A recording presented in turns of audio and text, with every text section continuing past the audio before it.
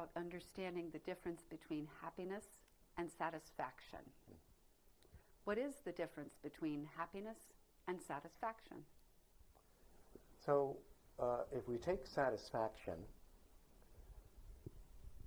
satisfaction is based on the desire to possess people, places, and things on some level, the desire to possess outcomes.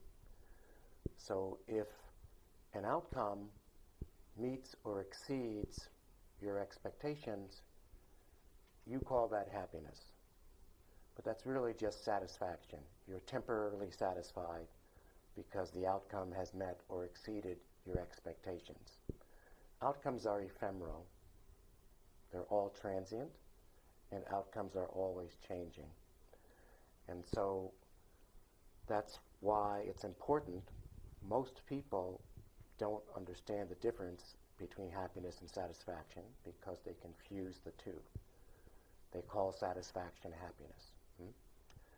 Satisfaction, again, is connected to one's expectations of outcomes and one's desire, limiting desire and craving to possess people, places, and things, situations on some level.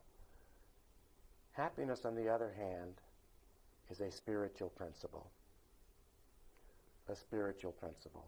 So, for happiness to be happiness, it cannot be dependent on anything or anyone outside yourself.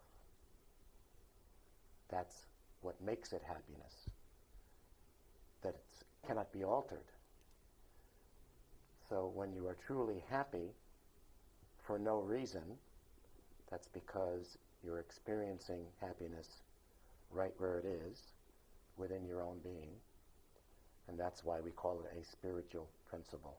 Satisfaction is not a spiritual principle. Happiness is a spiritual principle.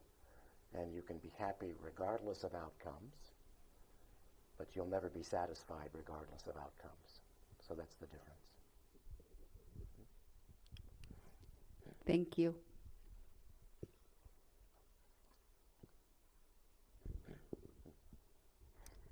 So if happiness is not dependent on anything and anyone outside yourself, and you are happy, what about connection and connecting with other people?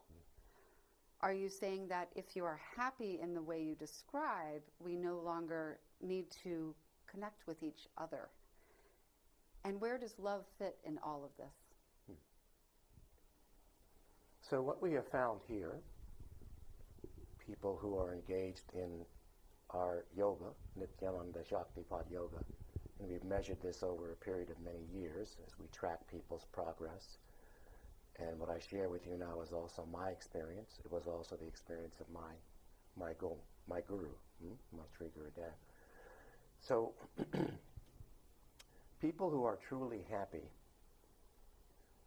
are fearless, loving, kind, compassionate people. When you're happy for no good reason, you experience what love really is. You experience love where it is.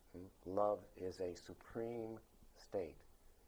Love is unconditional, which is why we refer to it often here as supreme love.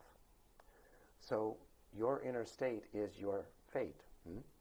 Your inner state is your fate. Once you begin to experience love right where it is, as the supreme principle that it is, love without conditions, you become profoundly happy.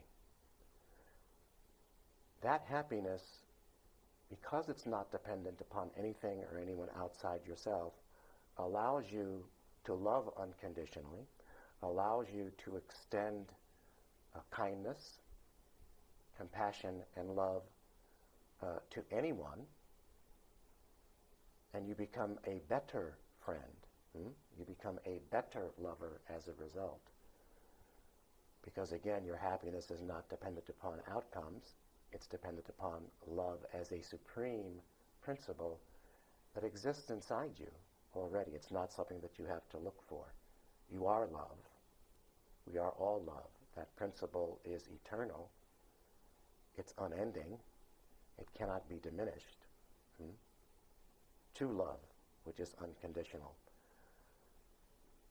When you're happy, you're content. As you become awash in supreme love, you become more and more content.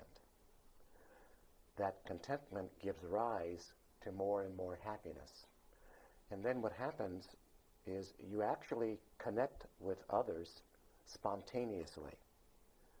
Not because you're dependent upon connection, but because you want to connect with people. You choose to connect with people out of that love, out of that supreme love.